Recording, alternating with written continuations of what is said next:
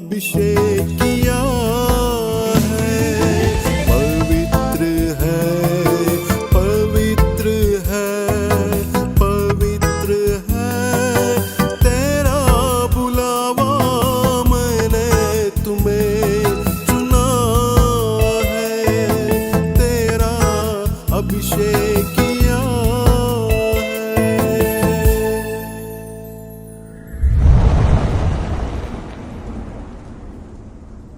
प्रिय दर्शकों, आप सभी लोगों का सत्संचार स्टूडियो में हार्दिक स्वागत है। आज के दिन में पुनः हम लोग बुलाहट की कहानी आपकी अपनी जुबानी से सुनने वाले हैं और आज के दिन में हमारे बीच में, हमारे स्टूडियो में अपनी बुलाहट की कहानी को लेकर, अपने बुलाहट के जीवन के अनुभवों को लेकर हम सबों के साथ साझा करने के लिए हमारे स्टूडियो में आने वाले हैं फादर मॉरिस डेसा।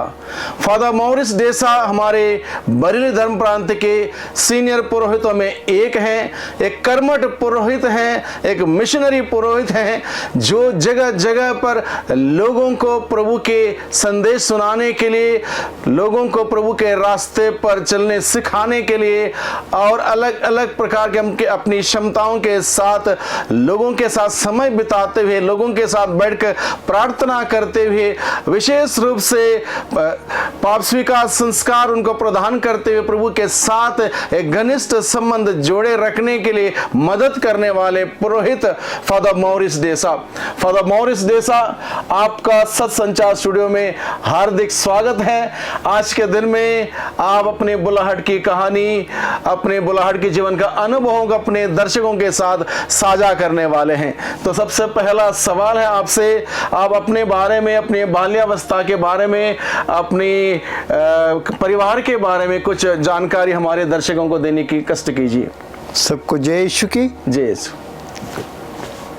मेरा सौभाग्य है कि आपके स्टूडियो में आकर आज मेरे जीवन के बारे में छोटी सी झलक हमारे श्रोताओं के साथ मैं बांट सकूं।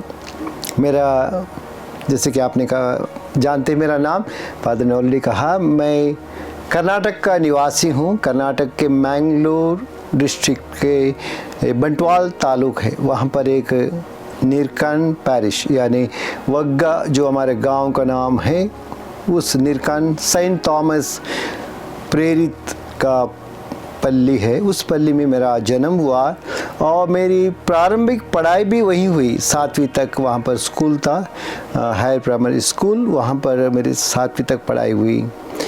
और मेरे परिवार में सबसे छोटा हूँ। मेरे पहले 2 भाई, उसके बाद एक बहन, उसके बाद मुझसे बड़े 2 भाई। इस प्रकार 4 भाई और 1 बहन मुझसे बड़े हैं। मैं सबसे छोटा हूँ, 6ठा नंबर का हूँ और मैं प्रभु के लिए समर्पित किया गया। अन्य लोग शादीशुदा होकर सभी बॉम्बे में सेटल हैं। सारे मेरे भाई बहन बॉम्बे में सेटल हैं और अभी मेरे मातृभूमि में हमारे कोई परिवार के सदस्य नहीं है। मेरे चाचा ताऊ सभी लोग हैं, बुआ लोग हैं, लेकिन हमारे परिवार बॉम्बे में ही सेटल है काफ़ी सालों से। और आगे जाके मैं क्या कहूँ, मैं 7वीं के बाद मैं फादर के पल्ली में रहता था, क्योंकि वहाँ पर मेरी बहन का ना पांगड़ा पैरिश में, वहाँ पर पांगड़ा नहीं, पम्बूर पैरिश में हमारा बहन को शादी में दिया गया और वहाँ पर मैं रुककर बेल्ले पैरिश में, जो लोग बिशप आल्बर्ट को जानते थे, उस पल्ली में हमारा विद्यालय था हाई स्कूल के लिए। सेंट लॉरेंस हाई स्कूल जाता था मैं, वहाँ पर मेरी पढ़ाई हो गई 10वीं तक। उसके बाद मैं लखनऊ डायसिस के लिए ज्वाइन होकर आ गया। ये मेरी शॉर्ट में मेरी बाल्यावस्था है। और बाल्यावस्था में और भी चीज़ है, जैसे कि मेरे पापा, मैं 3 साल का उम्र में स्वर्गवास हुआ, कुछ बीमारी से वो स्वर्गवास हुए। उसके बाद हम लोगों को अपने घर से ननियाल जाना पड़ा। मम्मी और मैं वहाँ थे। मेरे 2 भाई मुझसे बड़े छोटे छोटे थे, वो लोग उनको ऑर्फनेज में रखा गया। उनसे बड़े 3 लोग, एक बहन और 2 भाई, उनको काम में लगाया गया, क्योंकि हमारे जीवन कठिनाई हुआ, क्योंकि ज़मीन नहीं थी। जो ज़मीन ठेके में थी उसका भी हम लोग कर नहीं पाए, तो लोग हमें बेघर होकर जीना पड़ा था बचपन में। लेकिन बाद में जाके फिर एक बार मैं ताऊ के यहाँ रुक कर मेरी 7वीं तक मैंने पढ़ाई करी। 2-3 साल ननिहाल के रुकने के बाद वहाँ पर आया। मम्मी मेरी बॉम्बे चली गई थी काम देखते हुए, काम के लिए। फिर धीरे धीरे अन्य भाइयों को लेके गई। तो मैं 3 साल की उम्र के बाद मम्मी के साथ करीब 10 साल के बाद मेरी 7वीं क्लास में मेरी दीदी की शादी थी। उस समय मैं मम्मी के साथ 10 दिन रहा। तब तक मम्मी के साथ नहीं रहा क्योंकि आर्थिक परिस्थिति मम्मी को बॉम्बे जाना पड़ा।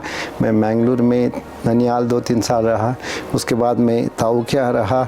उस प्रकार मैं मम्मी से और पूरे परिवार के सदस्यों से ही दूर रहा, अकेलापन वहाँ रहा। ये मेरी बाल्यावस्था का थोड़ा सा वर्णन है।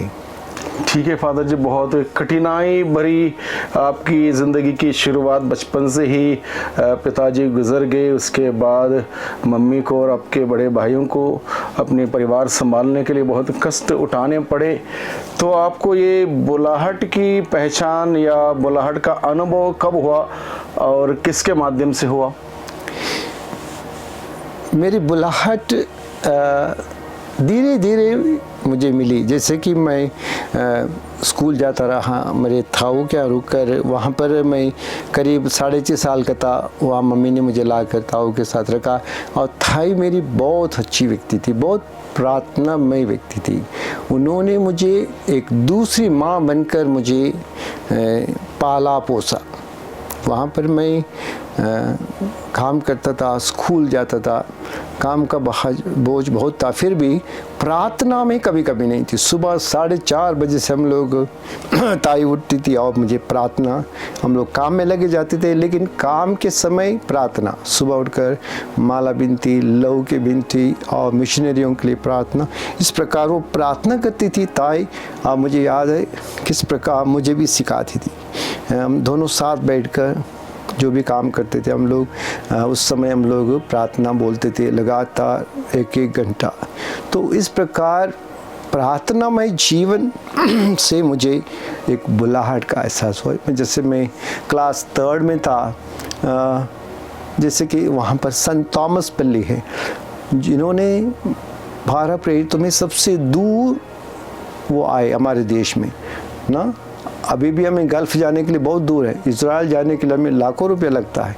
उस जगह से उस ज़माने में 2000 साल पहले सुसमाचार लेकर हमारे देश के केरल में आकर उन्होंने प्रचार करा। वो हमारे एक आदर्श संत थे, आदर्श प्रेरित। तो उनकी बारे में बार बार सिस्टर लोग हमें तालीम की क्लास में बताते थे, तालीम की क्लास में बताते थे, ये भी बताते थे कौन पुरोहित बनना चाहता है, कौन मिशनरी बनना चाहता है।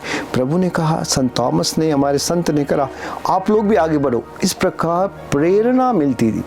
इस प्रेरणा से प्रेरित होकर मैं कक्षा 3 से मैंने सोचा मुझे भी पुरोहित बनना है, मुझे भी पुरोहित बनना है। इस लाइन में हम लोग कक्षा 3 से हम लोग वेदी सेवक बनते थे। वेदी सेवक बनकर हर रोज़ जब भी मिस्सा में आते थे वेदी सेवक की सेवा करते थे।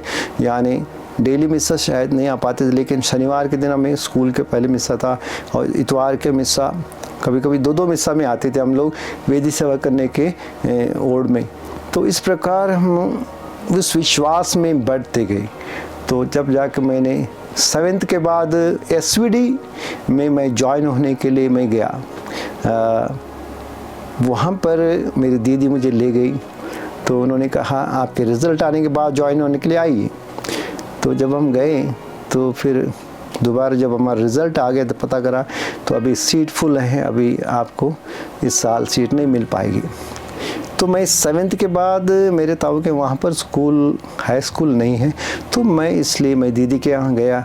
वहाँ से मैंने आगे पढ़ाई शुरू कर दी। 8th से मैंने देखा बाद में 10th करके जाते हैं। तो इस प्रकार मैं वो SVD का काम बंद हो गया, तो मैं 10th तक पढ़ा। लेकिन वो बचपन से लालसा थी कि मैं पुरोहित बनूंगा। जब 10th में एग्ज़ाम दे रहा था, उसके बाद मैंने मम्मी को चिट्ठी लिखा, मैंने अभी 10th के एग्ज़ाम लिखी है, मैं पास हो जाऊंगा और मैं सेमिनरी जाना चाहता हूँ। मम्मी बम्बई में थी, सारे परिवार बम्बई में था। उस समय दीदी भी बम्बई में थी, मैं वहाँ था मैंगलोर में मेरी दीदी के है ना, उसके ससुराल में मैं था, वहाँ पढ़ाई करता था। तो मैंने लिखा मैं सेमिनरी जाऊँगा। तो ऐसे मैंने चिट्ठी लिखी। उस जमाने में फ़ोन नहीं होता था, केवल चिट्ठी भेजते थे। तो मम्मी ने एक सुंदर चिट्ठी लिखी, बेटा तुमने अच्छा डिसीजन लिया है, तुम आगे बढ़ते जाओ, कभी पीछे मुड़ के नहीं देखना। मम्मी ने कहा कभी पीछे मुड़ के नहीं देखना। लिखित ना सुंदर चिट्ठी लिखित पेज, मेरी मम्मी का हैंड राइटिंग भी बड़ा सुंदर रहता था। तो बढ़िया एक पेज ना एनुअल इंडियन लेटर्स में उन्होंने लिख के भेजा। और क्या था उनके पास, थोड़ा पैसे थे, उन्होंने पोस्टल ऑर्डर के द्वारा है ना हमें भेजा। इस प्रकार मुझे जाने के लिए मम्मी ने प्रेरणा दी और मम्मी ने आशीर्वाद दिया। उसी के साथ मैं लखनऊ डायसिस के लिए ज्वाइन होकर सेमिनरी आया। तो माता का आशीर्वाद और माता का प्रोत्साहन, साथ ही साथ धर्म शिक्षा द्वारा संतों की कहानी सुनते हुए आपको बचपन से ही एक जिज्ञासा आपके अंदर उत्पन्न हुई, मुझे एक पुरोहित बनना है। और इसके लिए आप चर्च भी जाते रहे, प्रार्थना में आगे बढ़ते रहे और उसके बाद आप लखनऊ धर्म प्रांत के लिए आए। तो लखनऊ में आके कितने समय तक पढ़ाई हुई आपकी? लखनऊ में मैं 3 साल तक मैंने सेमिनरी में रहा। सेंट पॉल्स में मैं वहाँ पर रहकर दिलकुशा में 3 साल तक मैंने माइनस सेमिनरी पढ़ी। उसके बाद मुझे इलाहाबाद भेजा गया कि फ़िलासफ़ी पढ़ने के लिए। फ़िलासफ़ी 3 साल पढ़ाई करी। उसके बाद मैं फिर इसी डायसिस में बानापल्ली में मुझे रीजेंसी के लिए भेजा गया। उस समय थोड़ा कठिन इलाका था, आजकल इसी साल वहाँ रोड बना है नहीं तो वहाँ थोड़ा सा कठिन इलाका था। लेकिन 6 महीने के रीजन से लिए मैं वहाँ पर रहा और मुझे बहुत अच्छा अनुभव हुआ। संत मिखाइल वहाँ पर महादूत का संरक्षण में हर बार प्रभु की आशीर्वाद और रक्षा के साथ हम लोग जिए। उसके बाद मैं नौसर पल्ली में जाकर माँ मरिया, लूथ की माँ मरिया के पल्ली में, वहाँ पर मैं 6 महीने की और आगे मैंने रीजेंसी करी। उसके बाद फिर मैं थियोलॉजी पढ़ने के लिए इलाहाबाद गया। अच्छा जी, तो आपने लगभग 11 साल की पढ़ाई हुई।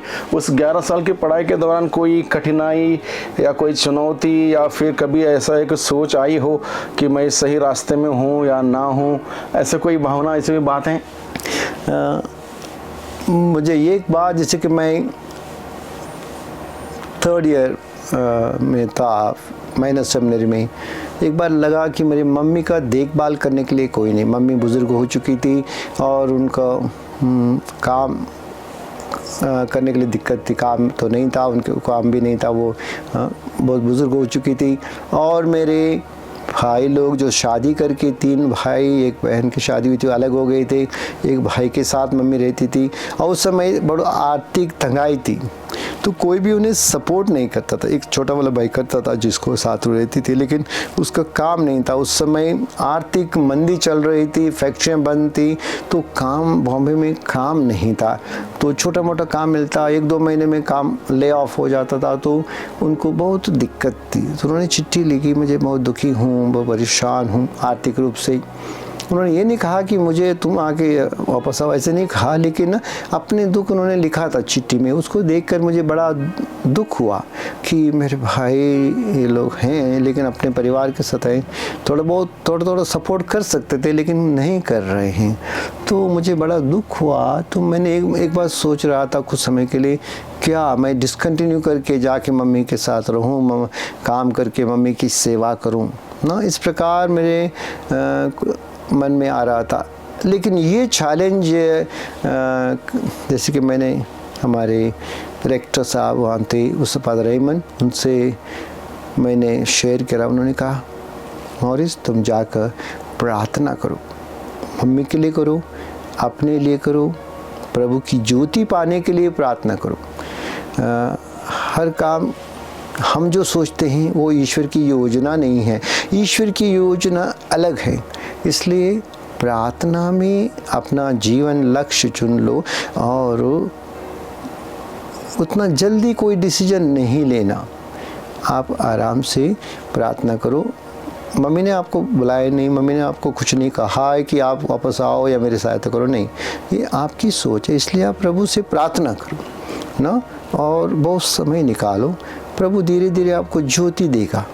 तो मैंने हमारे रेक्टर की मैंने बात सुनी, वहाँ गया, प्रार्थना करते रहा, प्रभु से प्रार्थना करा मम्मी के लिए, परिवार की समस्याओं के लिए, और इस प्रकार मैंने प्रभु से ज्योति पाई कि नहीं, मैं मम्मी को प्रभु के हाथ में समर्पित किया, क्योंकि मम्मी ने मुझे प्रभु को समर्पित करके बाद कभी पीछे नहीं देखना।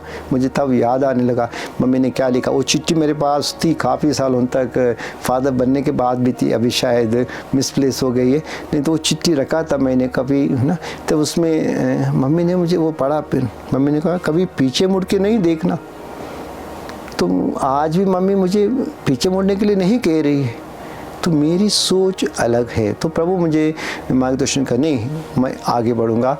मम्मी को मैं प्रभु के हाथ में दिया।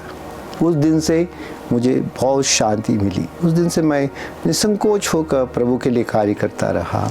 तो हर एक ब्रदर जो पढ़ाई करते हैं पुरोहित बनने के लिए, उनका एक सपना होता है, एक दिन मैं पुरोहित बनूंगा, पुरोहित अभिषेक होगा, मैं प्रभु के पवित्र वेदी पर चढ़कर वहाँ पर मिस्सा का बलिदान चढ़ाऊंगा।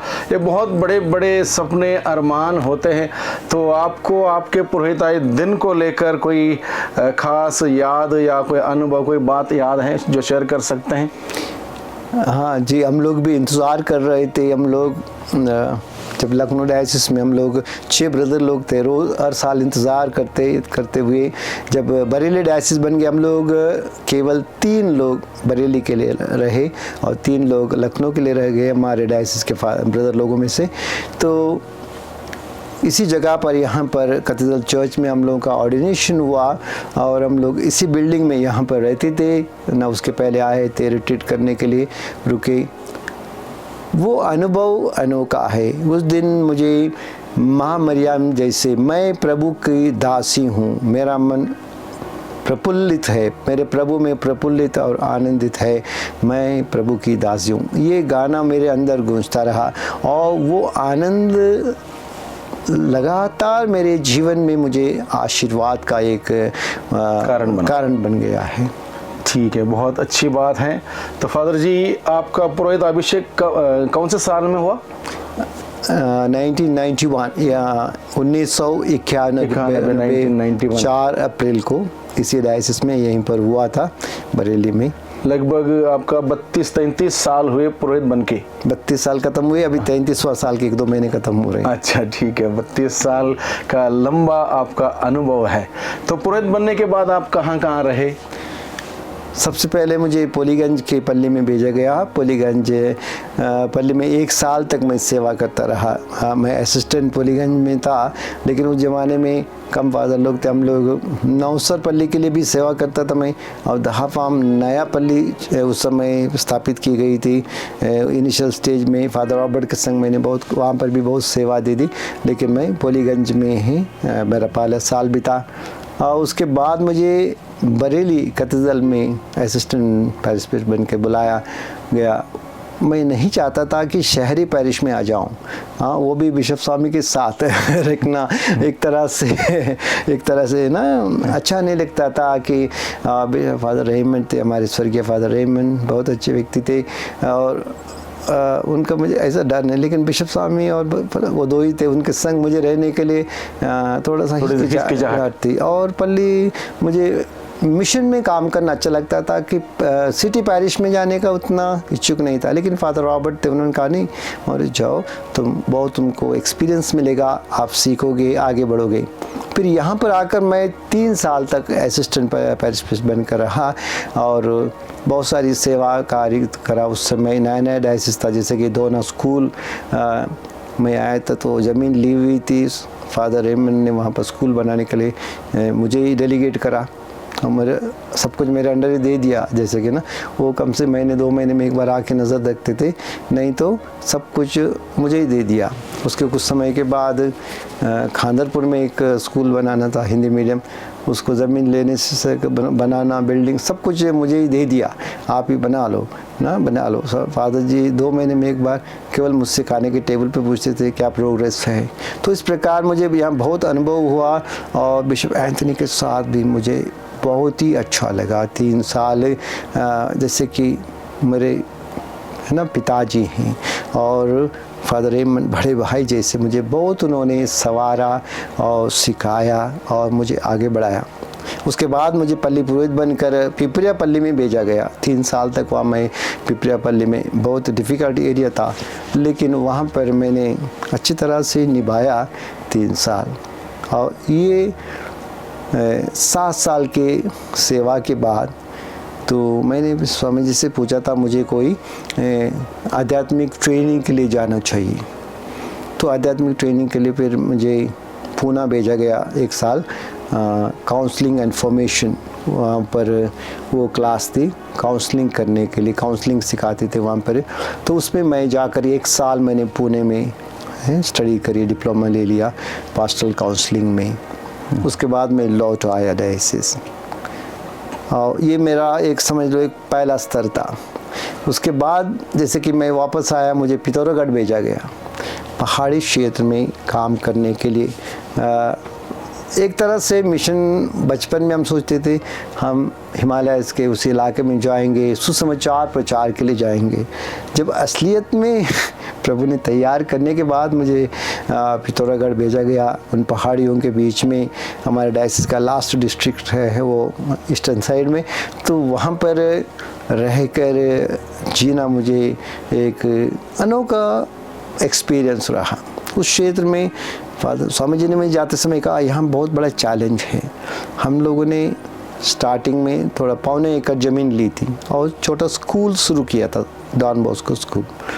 वो तो चल रहा था, लेकिन उसको 5th के बाद आगे बढ़ाने के लिए हमारे पास ज़मीन नहीं है। बिल्डिंग बनाने के लिए ज़मीन नहीं है, बच्चों को खेलने के लिए ज़मीन नहीं है, और मान्यता भी नहीं हो पाएगी, इसलिए हमें बहुत दिक्कत थी। तो इस प्रकार की स्थिति में स्वामी जी ने कहा कि वहाँ ज़मीन बगल में है, लेकिन एक धर्म विशेष के लिए ना देने का लोगों का कुछ ऐसा मनोभाव है। तो इस प्रकार के लिए दिक्कत में एक चैलेंज समझ लीजिए मेरे जीवन में। डायसिस के लिए मुझे स्वामी जी ने कहा वहाँ पर पैसे ना बैंक में मैंने डाल रखे हैं, आप इसको इस्तेमाल कर सकते हैं, वहाँ ज़मीन है, आप मीडिएटर बनिए, मध्यस्थ बनिए कि स्कूल की तरक्की के लिए आपने मेहनत करना है दिन रात। 6 महीने आपको समय देता हूँ मैं, और यदि इस बीच में आप सफल हो जाएंगे, हम स्कूल को आगे बढ़ाएंगे, 10th ले जाएंगे, 12th ले जाएंगे, नहीं तो हमें 5th तक स्कूल रखे ना, वहीं तक हमारा सीमित करना पड़ेगा। तो मैं वहाँ गया, और सचमुच में एक अच्छा अनुभव इसलिए रहा कि मैं गांव-गांव गया, क्योंकि बहुत सारे लोगों का वो ज़मीन थी, उसको लेने के लिए बहुत सारे लोगों से हमने ना वार्तालाप करना पड़ा, और हमारे बातों से नहीं, जीवन से, हमारे व्यवहार से उन्हें सुसमाचार का गवाही बनने का मुझे मौका मिला। इसके द्वारा वहाँ पर लोगों को अनुभव हुआ क्रिश्चियन जो मिशनरी हैं हमारे साथी हैं, उनका उद्देश्य हमारी भलाई है, हमारे बच्चों की भलाई है। इसलिए धीरे धीरे उन्होंने अपना हृदय खोला, अपना मनोभाव बदल दिया। फिर उन्होंने खुशी खुशी से जो ज़मीन जो सरकार गवर्नमेंट रेट थी और जो बजाव रेट के हमें दे दिया, उसके द्वारा एक अच्छा मौका रहा कि लोगों के साथ फेस टू फेस उनके परिवार में जाकर, जो गैर ईसाई लोग थे ज़्यादातर, तो उनके घरों में जाकर हर 100% गैर ईसाई थे, उनके साथ क्रिस्तीय व्यक्ति का एक संवाद, एक डायलॉग कहते हैं, तो डायलॉग से बहुत ही प्रभावित हुई। और उसके बाद सभी लोग हमारे विद्यालय की ओर अपना आने लगे। उसके बाद हमें कभी एडवर्टाइज नहीं देना पड़ा स्कूल का, जबकि पहले हर साल एडवर्टाइज के लिए बोर्ड लगते थे, सब लगते थे। उसके बाद हमें कभी एडवर्टाइज ना देना पड़ा, बल्कि बच्चों को एडमिशन के समय मुझे कभी कभी रुकना ना, अंदर रहना पड़ा कि नहीं है फादर, ये झूठ नहीं है, लेकिन जगह नहीं है और लोगों को मना भी नहीं कर सकते। तो ऐसी स्थिति आने लगी थी 21 साल के अंदर। तो फादर जब आपने अपनी बातों को रखते हुए ये भी एक बात कही कि आपको शहरी पल्ले के मुकाबले गांव का एक मिशन इलाका बहुत अच्छा लगता था। और ये बात मैंने भी देखा है, जिस प्रकार से आपने हर मौसम में, ठंड का मौसम हो, गर्मी का मौसम हो, वो मोटरसाइकिल लेके देश का एक छोर से दूसरे छोर तक यात्रा करके जाना, वहाँ पर लोगों को धर्म शिक्षा सिखाना, लोगों को प्रार्थना सिखाना, उनके साथ प्रार्थना करना, इस प्रकार का मिशनरी एक जीवन का एक जुनून आपके अंदर खूट खूट के भरा है। मतलब ये प्रेरणा कहाँ से आई आपको? प्रभु से आए, प्रभु के प्रेरितों से आए हैं। प्रभु के वचन, जैसे कि पौलुस है ना, उनके जीवन से, संत थॉमस को मैं अभी बता रहा था, उनका जीवन लिखा नहीं है, लेकिन यदि हम लोग मनन करें वो कैसे केरला पहुँचे, जब भी हम लोग कर्नाटक के केरला के बॉर्डर है, हम लोग पैर रख के केरला नहीं जाते, क्योंकि जहाँ मैं मेरे डिस्ट्रिक्ट, मेरा जो इलाका है, वहाँ से केवल 12 किलोमीटर के उस तरफ जाओ केरला शुरू हो जाता है, लेकिन हम लोग नहीं जाते एक तरह से। तो ये एक जो अनुभव है कि प्रेरितों ने किस प्रकार अपने आप को हर तरह से हर लोगों के बातों में ढल दिया, भाषा नहीं, देश का नहीं, लेकिन सुसमाचार का जीवन ही उनका आनंद था। तो वो हमने मनन किया। उसके अलावा जैसे कि सेंट फ्रांसिस जेवियर, जब मैं फादर बना था 3 साल 4 के बाद मैं गया था गोवा, सेंट फ्रांसिस का जेवियर का, वहाँ पर उनका संत का बॉडी अभी भी इंटैक्ट है, करीब 500 सालों से, 450-500 सालों से ना गली ना सड़ी है। उसको देखकर मेरे अंदर ऐसा प्रभाव पड़ा कि प्रभु यीशु ने इस व्यक्ति पर ये कैसे चमत्कार किया। तब मैं उनका जीवन गहराई से पढ़ने लगा, तो उनके अंदर जो जुनून था, तो मैंने उसको अनुभव किया, और वही प्रभु मुझे प्रेरणा देता है कि सेंट फ्रांसिस जेवियर को हमारे देश में आकर, हमारे इलाके में, विशेषकर हमारा कोंकण इलाका, उनसे ही हम लोग बपतिस्मा लेकर हमारे पूर्वज प्रभु की सेवा के लिए प्रभु को जान गए थे, प्रभु की आराधना में गए थे। तो उन्हें हमारे इलाके की भाषा नहीं आती थी, हमारे इलाके का सारा व्यावहारिक बातें उनको नहीं पता थी, फिर भी उन्होंने कैसे सुसमाचार फैलाया। ये जुनून वहाँ से हमें मिला, वहीं से हम लोग ये बात सीखें कि हमें भी हमारे देश के जितना भी इलाका में हो सके वहाँ पर हम सुसमाचार लेकर चलेंगे, और सुसमाचार की घोषणा करने के लिए इन संतों से मुझे बहुत प्रेरणा मिली। तो फादर जी, आपने बचपन से ही कठिनाइयों का सामना किया, संघर्ष किया, अनेक प्रकार की चुनौतियों को बड़े एक आसानी से, मैं कह सकता हूँ, आपने हैंडल किया। तो आपको ये सारी चुनौतियों को हैंडल करने की ताकत, या फिर प्रभु का हाथ, हम जो बोलते हैं प्रभु का हाथ या प्रभु का साथ, आप अपने जीवन में कैसे देखते हैं? इसके लिए मेरा एक व्यक्तिगत अनुभव है। मैं पुरोहित बनकर इस पल्ली में था, तब 93 में एक करिश्माई साधना थी काठगोदाम के निर्मला स्कूल में, जो सिस्टर लोगों ने उनके सिल्वर जुबली के, स्कूल के सिल्वर जुबली के उपलक्ष्य में आयोजन किया था। पहले बार पोटा से फादर लोग आके यहाँ पर साधना दिए थे। मैं भी यहाँ से करीब 35 लोगों को लेकर, पल्ली के लोगों को लेकर मैं उनकी अगुवाई करते हुए गया था, और पहले बार मैंने करिश्माई साधना में सहभागी हुआ। तो मुझे बहुत अच्छा लगा, बहुत अच्छा लगा। तो वहाँ पर मेरा जो अनुभव है, वो अनुभव मुझे एक, क्या कहते हैं कि एक नया दिशा देने लगा। पहले हम प्रार्थना करते थे, लेकिन अब मुझे प्रार्थना को असली जीवन में जीने का प्रेरणा मिली। वहाँ पर मैं काउंसलिंग के लिए गया। जो सिस्टर शायद पटना से आई हुई थी, नाम मुझे आज भी उसका नाम नहीं पता, अनाउंस किया गया है कि फजलों के लिए, सिस्टरों के लिए वहाँ काउंसलिंग है, आप लोग जाके मिल लीजिए। तो मैं भी सोचा, मैं यंग प्रीस्ट था, चलो मैं भी जाता हूँ काउंसलिंग के लिए। मैंने पता नहीं क्या काउंसलिंग है, स्पिरिचुअल काउंसलिंग पहले बार मैंने अटेंड करा। तो सिस्टर जाते ही बोले, उन्होंने अच्छे से कहा, 6 महीने पहले मैंने क्या खाया था, एक दिन थाली पे मिठाई लड्डू सब रखे थे, वो क्या आइटम था, बहुत आपने क्या। तो बोले कि ये तो सितंबर की बात है, मई महीने के कुछ तारीख था, मैं यहाँ से जाकर नौसर के एक शादी में गया था ना, शादी को ब्लेस करने के फादर ने मुझे बताया था, गया था शादी ब्लेस करके, फादर बल्लीपुर डायरेक्ट नहीं थे, ब्लेस करके उस दिन तो खाना था। वो देख रहे हैं कि बहुत सारे लोग बैठे थे, सारे मिठाई विठाई सब बांटे, क्या प्रोग्राम में गए थे। मेरे आँखें खुल गई, 6 महीने पहले मैं वहाँ गया था नौसर में, वो जाके मैंने खाया। और सिस्टर को कैसे पता, सिस्टर को मैंने आज पहले बार देखा ज़िंदगी में, उनको कैसे पता।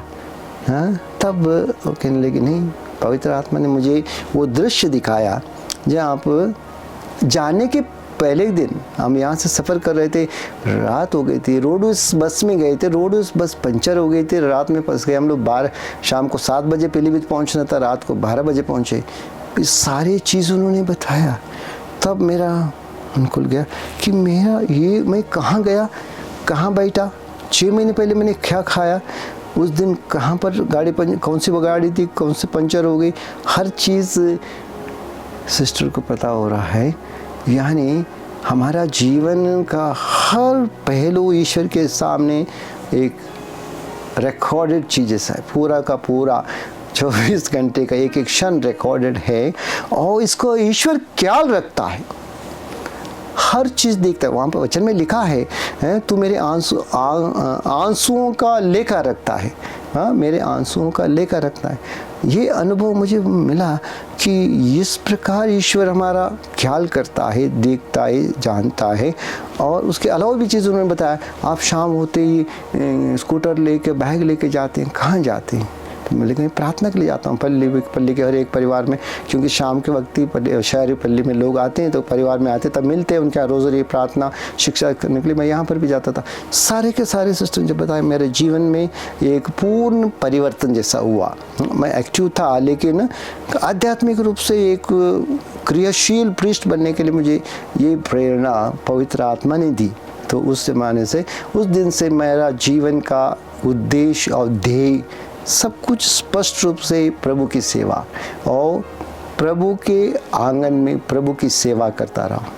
आपके पुरोहिताई जीवन में बहुत सारे ईश्वरीय अनुभव होंगे, एक आध अनुभव हमारे दर्शकों के साथ शेयर कीजिए, ताकि उनको भी वो एक भूख और प्यास लगे प्रार्थना के प्रति, कलीसिया के प्रति, बलिदान में, संस्कारों में भाग लेने के लिए एक प्रेरणा मिल सके। ऐसा कुछ एक आध अनुभव? आपने अच्छा कहा। मैं यहाँ पर असिस्टेंट था, मैं एक दिन एक बुज़ुर्ग व्यक्ति आए, बोले कि बहुत ना, उनके यहाँ फ़ोन था, फ़ोन से कहा कि ये बुज़ुर्ग व्यक्ति बहुत बीमार है, आइए उनको परम प्रसाद ले आइए, अंत में रोगी मिलन संस्कार लाइए। मैं गया, या मिस्सा ख़त्म होते, शाम की मिस्सा थी, ख़त्म होते मैं तुरंत गया, मैंने उनका पाप स्वीकार सुना और रोगी मिलन संस्कार दिया और आशीर्वाद देकर मैं चला आया, है ना। बहुत बीमार थे। तो लेकिन 2 दिन के बाद वो चलकर मिस्सा आ गए, शाम की मिस्सा में। मैं चौंक गया, अब इतना ठीक हो गया? हाँ, आपने वो संस्कार दिया, उसके बाद मैं उसी दिन रास्ते में बिल्कुल ठीक हो गई। मैं चौंक गया। मैं आके संस्कार दे के आया शाम को, दूसरे दिन मैंने शायद मैं शनिचर को दिया, इतवार को नहीं है, लेकिन सोमवार को शाम को, जो शाम उस समय शाम को 5:30 बजे मिस्सा होती थी, मिस्सा में आए तो मैं देख के चौंक गया कि एक संस्कार का कितना प्रभाव है ना। पाप स्वीकार और रोगी मिलन संस्कार, उसमें पाप स्वीकार भी है, तो कितना प्रभाव है उस रोगी मिलन का तेल से अभिषेक करने से सारी बीमारी हट गई। उन्होंने कहा कि बहुत सीरियस बीमार है करके, डॉक्टरों का इलाज एक हफ्ता करने के बाद मुझे बुला के इतना दवा ले लिया और बिल्कुल ठीक हो गई। तो इस प्रकार की बात देखकर और भी अनुभव है। मैं अभी कुछ साल पहले अनुग्रह आश्रम में था, एक बुज़ुर्ग बहन ने मुझे, उनकी कह रही थी वो अंतिम स्टेज में है, तो वो शायद कल तक ना बचेगी, फादर जी आके रोगी मिलन संस्कार दीजिए। तो बुलाया, मैं वहाँ गया तो उन्होंने रोटी पानी सब छोड़ दिया था। मैं गया, आशीर्वाद दिया, रोगी मिलन संस्कार परम प्रसाद सब देख कर मैं वापस आया। दूसरे दिन कह रहे हैं कि उन्होंने उसी रात को 1 रोटी खाई, बहुत बुजुर्ग थे, और दूसरे दिन बोले कि उस दिन से 3 रोटी खाकर 3 बार रोटी खाने लग गई, तो बिल्कुल ठीक हो गई। ये संस्कारों का इतना बड़ा आशीर्वाद प्रभु यीशु देते हैं, जीवंत यीशु। तो ये अनुभव कि आजकल मैं देख रहा हूँ कि कोई भी रोगी मलन संस्कार के लिए कोई नहीं बुलाता और उसके साथ पार्श्वकार भी नहीं करता। अस्पताल में तड़प कर जान देते हैं, बाद में बोलते हैं थोड़ी प्रार्थना करो। नहीं, रोगी मन संस्कार जैसा आज का हमारे पल्ले में भूल गए हैं लोग, या उसका प्रभाव, उसका अनुभव तक नहीं है। तो ये एक संदेश संस्कार के बारे में। उसके अलावा भी मेरे व्यक्तिगत रूप में मैंने देखा, मैं कह रहा था मैं पुणे गया, उसके बाद पढ़ाई करके वापस आया। उसके बाद 2000 सन में एक साधना रखी थी पुरोहितों के लिए, यहीं पर आठमन में थी। उस साधना में प्रभु ने मुझे दिखाया कि मेरे जीवन में कुछ कठिनाइयाँ पहले आई थी, जिसमें मैं पिपरिया में था, बहुत सारे परेशानियाँ आई थी। तो प्रभु ने मुझे दिखाया कि मेरे जीवन में परम प्रसाद की आराधना की कमी है। प्रभु ने मुझे एक दृश्य दिखाया जिसमें मेरा साले पुराने उसके पहले वाले पल्ली में मैं था, जो कार्य हम लोग कर रहे थे पल्ली स्तर पर जाकर सुसमाचार का बहुत सारे कार्य कर रहे थे, लेकिन वह सब के सब दुष्ट के परिणाम से नष्ट हुआ। इसका अनुभव प्रभु ने दिखाया और समझाया कि परम प्रसाद की आराधना की कमी है।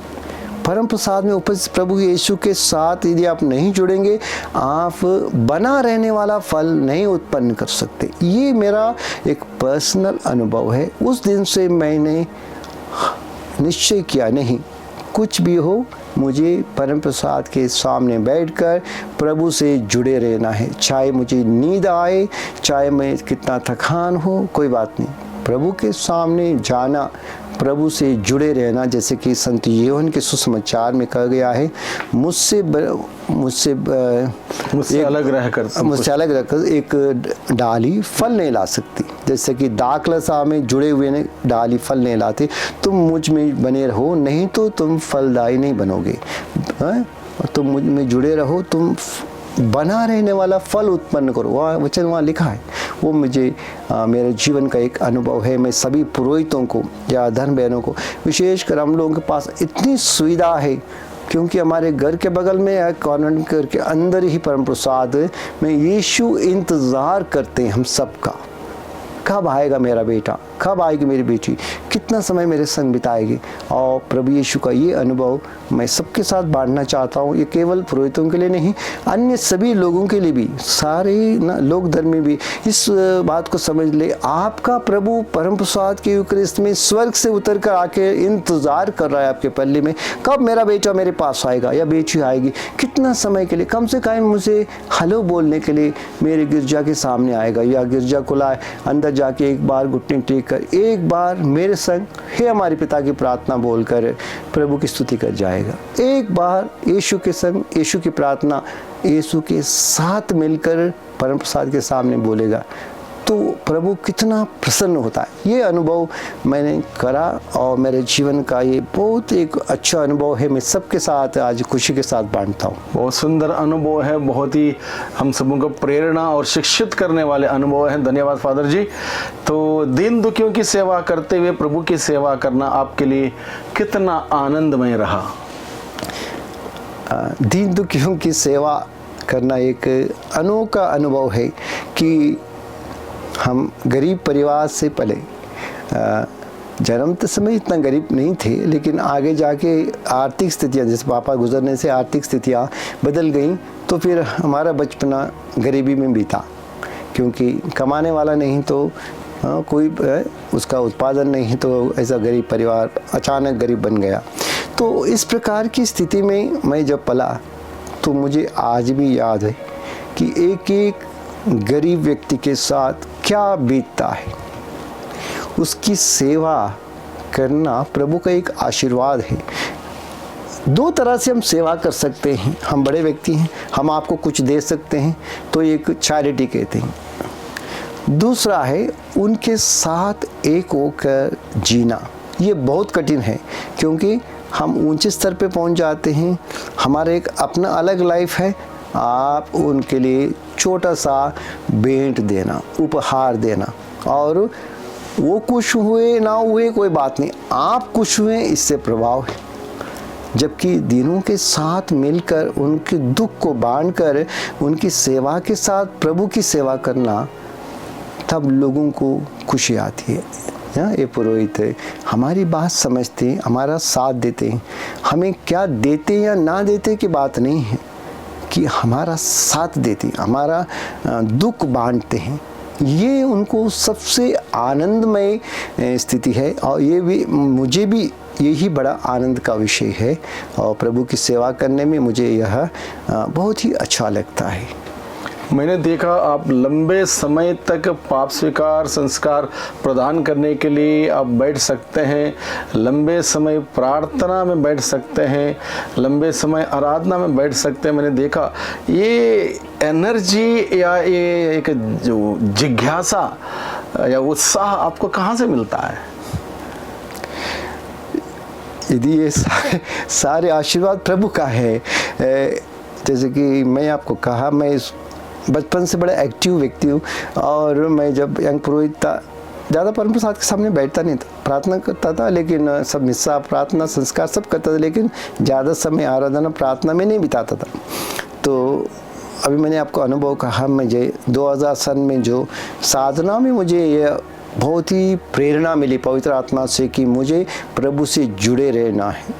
तो पाप स्वीकार के संस्कार के बारे में मैं एक उदाहरण बताऊंगा।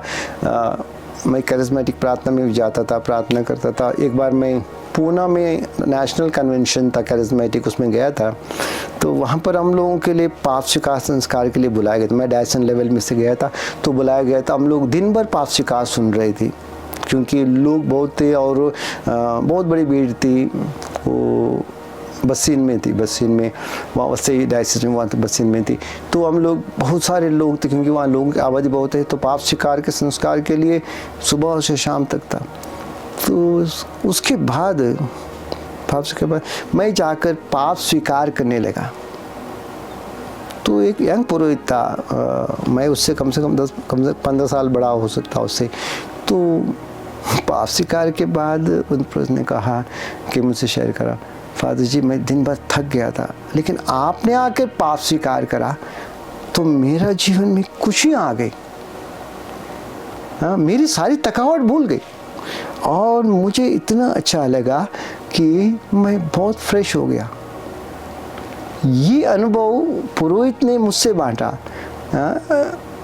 कि आप आकर मेरे पास आकर पाप स्वीकार कराए तो आपके पाप स्वीकार करने से आपके पाप क्षमा हो गए, जो संस्कार सिखाया था। लेकिन मुझ पर ये असर पड़ गया कि मुझे इस वक्त, उसके बाद हम लोग उठकर लंच में जाना था, मुझे ऐसे लगा कि मैं बिल्कुल फ्रेश हूँ और मुझे सारी थकावट हट गई है और मुझे बहुत ही अच्छा लग रहा है, बहुत ही अच्छा लग रहा। आपके आने तक मैं ऐसा लग रहा था कब उठकर भाग जाऊँ यहाँ से, कब ये भाव स्वीकार का खत्म ना हो जाए, मैं लंच पे चले जाए, एक बार इससे छुटकारा मिल जाए। लेकिन अब मुझे लग रहा है कि मैं शाम तक दोबारा आगे बैठूं। ये अनुभव मैं तो इसमें था एक नॉर्मल ना अच्छा, लेकिन उस दिन से मुझे भी ये अनुभव हुआ कि नहीं, ये इतना बड़ा संस्कार है कि पाप स्वीकार करने से यदि इस व्यक्ति को, इस पुरोहित को इतना आनंद आया, यानी उसी आत्मा आनंद के तेल से हमें मिला है, तो उस आनंद को हमें कष्ट उठाकर भी पाना है। कठिनाई होती है। मैं आश्रम में जाता था, कभी कभी मैंने आश्रम में पहले शुरू में पुरोहित काम थे, सुबह से शाम को रात के 9 बजे तक मैंने पाप स्वीकार में बैठा हूँ, क्योंकि ना बाकी प्रीचर्स थे। तो मैं पाप स्वीकार के लिए ना काफ़ी कम लोग मिलते हैं, काउंसलिंग और पाप स्वीकार करते। तो जो नए विश्वासी है या किस वक्त लोग हैं, काउंसलिंग पाप स्वीकार टाइप का काउंसलिंग करते थे। तो इस प्रकार रात को 9 बजे 9:30 बजे तक, जब तक बेड में ना जाए, सुबह से लेकर सुबह 8 बजे मिस्सा के बाद या मिस्सा बीच में होता था, या सुबह से लेकर शाम तक ना रात तक हम लोग इसमें शामिलित होते थे। ये प्रभु की प्रेरणा और प्रभु का आशीर्वाद है। ठीक है फादर जी, बहुत बहुत सुंदर अनुभव आपने हमारे दर्शकों के साथ आपने साझा किए हैं। एक खास एक ठोस संदेश हमारे दर्शकों को आप देने की कृपा कीजिए। मेरे जीवन में मैंने एक ठोस उद्देश्य रखा है। क्या है कि आप जैसे कि फिलिपियों के नाम पत्र में अध्याय 2:14 में लिखा है, वो है कि आप बुनाए बिना, बहस किए बिना अपना कर्तव्य को निभाते रहें। ये मेरा एक विशेष संदेश है, क्योंकि हम लोग बुनाने में और बहस करने में अपने ऊपर का सारे बोझ को टालना चाहते हैं। इसकी वजह से हम भी कर्मठ नहीं बनते, दूसरों को भी बाधा डालते। उसी पत्र में वहाँ पर लिखा है 4 में ना, जो प्रभु यीशु की दीनता के पहले वहाँ दूसरे अध्याय में 4 वचन में लिखा है, अपना ही नहीं बल्कि दूसरों की भलाई का ख्याल करें। ये 2 वचन एक ही अध्याय का है, 4 और 14, जो मेरे जीवन के लिए एक बहुत ही प्रेरणादायक वचन है। अपना ख्याल सभी करते, अपना ही नहीं दूसरों का ख्याल करें। दूसरों को ख्याल करने का याद रखें और बुनाए बिना, बहस किए बिना अपना कर्तव्य अच्छी तरह से निभाएं। यह आप सबों के लिए संदेश है। आप अपने जीवन में सफल होना चाहते हैं, ये दोनों वचनों को आप अपनाइए।